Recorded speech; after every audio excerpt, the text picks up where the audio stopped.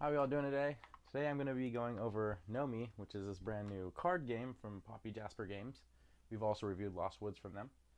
And it's a game that is something you could take anywhere you go. Literally could be standing and playing the game as advertised on the Kickstarter and video games or videos. You have two types of cards. You have gnomes and mushrooms. Throughout the game you are trying to just stay alive, have the most cards active over everybody else. And I'll go over how to play the game right now. There's two types of cards in this game that make up the game of Gnomi. You have the gnomes and the mushrooms. To start out, give everybody 3 gnomes and 3 mushrooms. So you take your cards and go ahead and, spread them out so you can see them all. Make sure that they're all facing upright because there is an exhaustion symbol at the bottom of the card, which I'll go over later. So throughout the game you have a couple of actions, and like I said, what you're trying to do is pretty much keep at least one card activated while everybody else gets all their cards exhausted.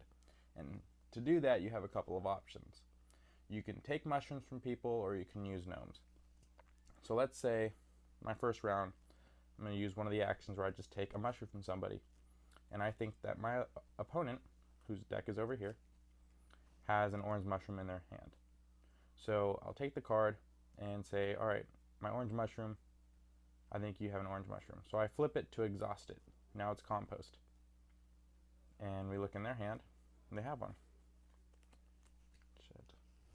Fucking mom and So now that I've received the mushroom from them, they now have one less card in their hand, giving me that little bit of a boost over them.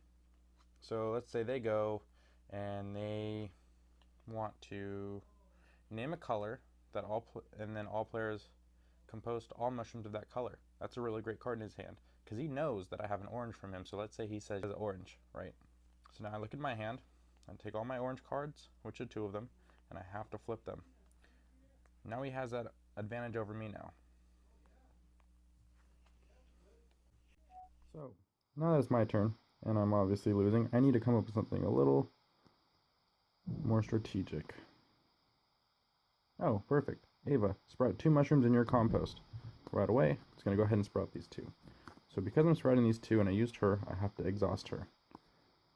Now keep in mind, the reason why this matters is because on the backside, your opponents can see what's exhausted and what is not. So now it's their turn.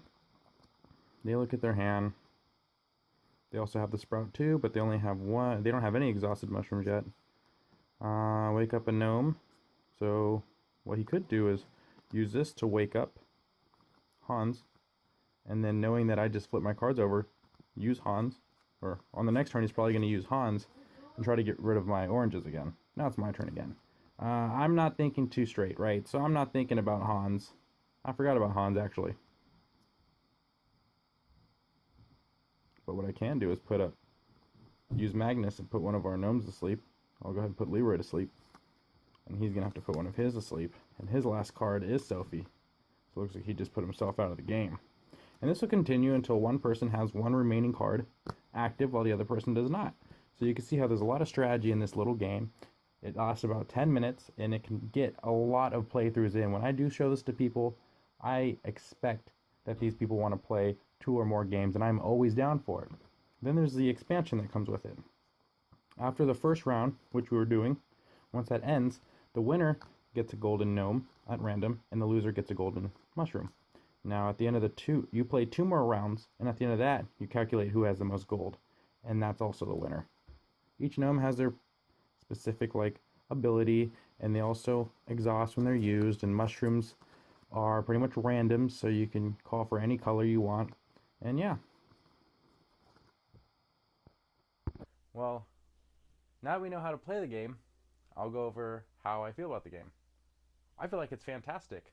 It's a game that I would always bring with me. It's portable enough to stay in my car, to be in a backpack, something I could bring out and hang out with friends, like if we're at the park or whatever we're doing.